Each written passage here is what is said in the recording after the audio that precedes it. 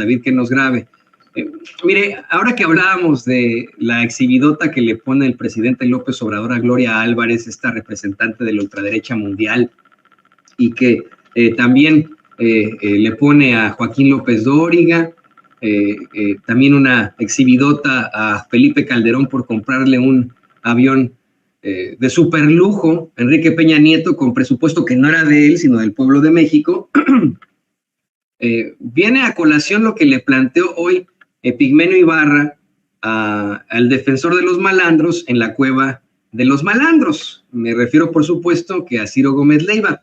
Hoy tuvo una participación muy interesante, Epigmenio, en la conferencia de prensa, no en la conferencia de prensa, en este programa que tiene ahí Ciro en Radio Fórmula, y de manera magistral, pues hizo una comparación de lo mucho que se ha llegado con las obras de infraestructura, específicamente con el Tren Maya, en comparación con la estela de luz y la barda que construyó Felipe Calderón, quien dice estar en Dubái, pero a él hicieron el Van Pipe, el amigo Felipe Van Pipe le hizo un meme, como un sketchito ahí en el que dice que va pasando por la Polar ahí, para que vean cómo están cambiando en Latinus, en esta plataforma chayoteril de choque Latinus, de ideas, de patrones y etcétera.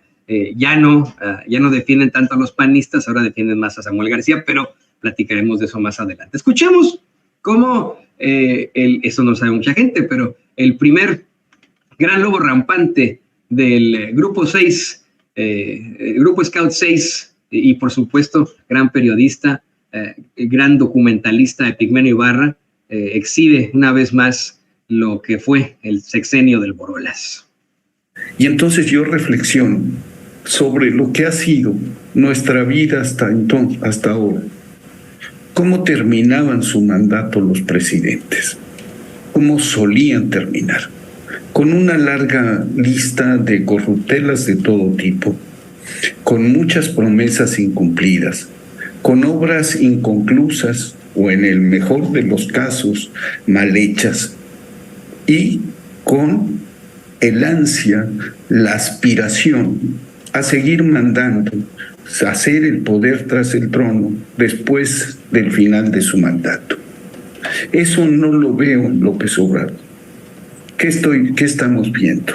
Estamos viendo el aeropuerto Dos Bocas, este viernes el aeropuerto de Tulum, en los próximos meses el Tren Maya, y no en los próximos meses, en las próximas semanas, y el transísmico, el sistema de riego en el norte del país, y una serie de cosas, de obras muy importantes como la red de caminos artesanales en Oaxaca. ¿Por qué es posible esto? Porque hubo una ruptura que se produjo en ese zócalo. El sometimiento del poder económico, del poder político al poder económico se rompió. Ya no son los varones del dinero ni los dueños de los medios de comunicación quienes mandan en este país. Son los votantes, es el pueblo. A él se debe López Obrador, de él extrae su fuerza.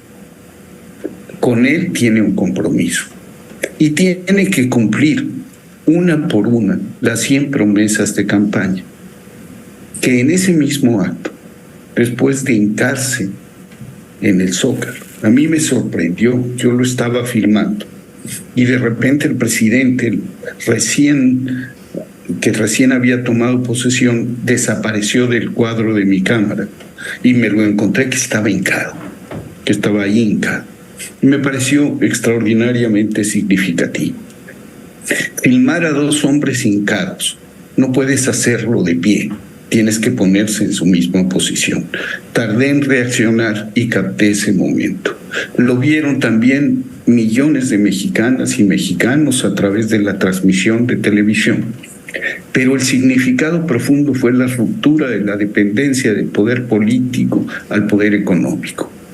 Y el mandato del pueblo, cuando justo va a entrar a Palacio, yo interrumpo en su camino a López Obrador y le recuerdo aquello que nos dijo a Verónica y a mí cuando filmamos el documental Esto Soy, precisamente en el Zócalo. Nos dijo, esta vez va a ser a Palacio o a mi finca en Palenque. Y dijo el nombre de la finca. Cuando va a entrar a Palacio ya como presidente, le detengo y le pregunto, ¿y fue a Palacio? Y me dice, sí, no fue a mi finca, ya no te puedo decir el nombre. Va a ser a Palacio por la voluntad del pueblo de México y para servir al pueblo de México. Y creo que esa parte la ha cumplido a cabalidad. Y eso explica sus altos márgenes de aceptación y la capacidad que ha mostrado para poder construir pese a todos los obstáculos, las grandes obras de infraestructura. ¿Qué tenemos, por ejemplo, de Felipe Calderón? Una barda, la barda de una refinería que ni siquiera comenzó a construir. Y la estela de luz, esas son sus grandes obras. Y de Vicente Fox, la terminal. Hubo un trabajo de infraestructura en esos dos gobiernos, hubo un trabajo de infraestructura, carretera, portuaria importante. Muy pocas cosas, Ciro. No, pero habría que revisarlo, pero bueno, no te interrumpo. Décadas, fueron muy pocas, casi nada. Y hablemos, por ejemplo, de... Tenemos a un Epigmenio Ibarra detallando poco a poco exactamente cuáles han sido las obras de infraestructura del gobierno del presidente López Obrador y destacando, por ejemplo, el Tren Maya, ¿no? Y de inmediato sale Ciro Gómez Leiva a defender a Vicente Fox y a defender a Felipe Calderón diciendo, no, pero de que hubo obras de infraestructura en esos sexenios hubo. ¿Cuáles, Ciro? Es que ese es el principio del periodista, en definitiva. El rigor periodístico, el poder comprobar en algún editorial, en alguna columna, en algún análisis, en una mesa de análisis, si usted así lo quiere ver, los dichos de uno mediante las pruebas, los testimoniales, los datos duros, ¿no? Un periodista para escribir un artículo, por ejemplo, una nota informativa, bueno, pues tiene que basarse en datos verídicos, en el qué, cómo, cuándo, dónde y por qué, en los testimoniales.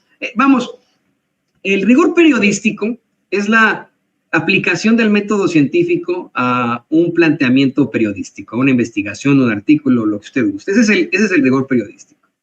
Tenemos, por un lado, a un periodista de nombre Epigmenio Ibarra, explicando con datos las obras de infraestructura en México detalladamente, y por el otro lado tenemos un conductor que es considerado por las élites como uno de los principales periodistas de México, que han puesto, de hecho, en los nichos más altos de los micrófonos en los medios de comunicación corporativos y por lo tanto ultrachayoteros, diciéndole, sí, pues en los otros gobiernos, claro que hubo obras de infraestructura, pues ¿cuáles?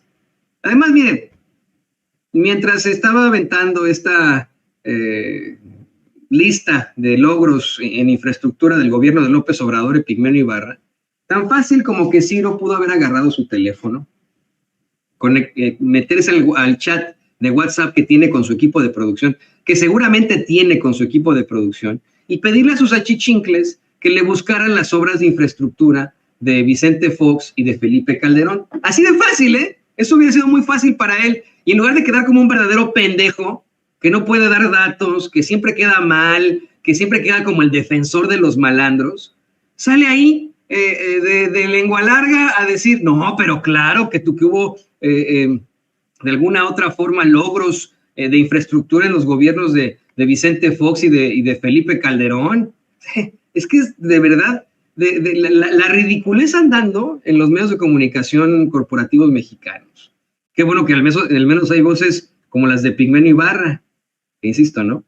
Para aquellos que no lo sepan, pues fue el primer lobo rampante del grupo Scout 6, que por cierto después se convirtió en el grupo 300, ¿no? Porque esa es otra larga historia de la que no tenemos por qué hablar, pero él imagínense, era Scout, también como su servidor, o Lobato fue Scout, Epigmenio Ibarra, entre tantas cosas.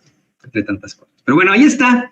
Por cierto, le quiero responder a un amigo que se conecta por aquí, que dice y se identifica como Horacio A, que dice, Ahora ya le llamas amigo al Van Pipe, Toño, estás pero para llorar, ¿no? Bueno, no es que le llame, para mí todos son amigos.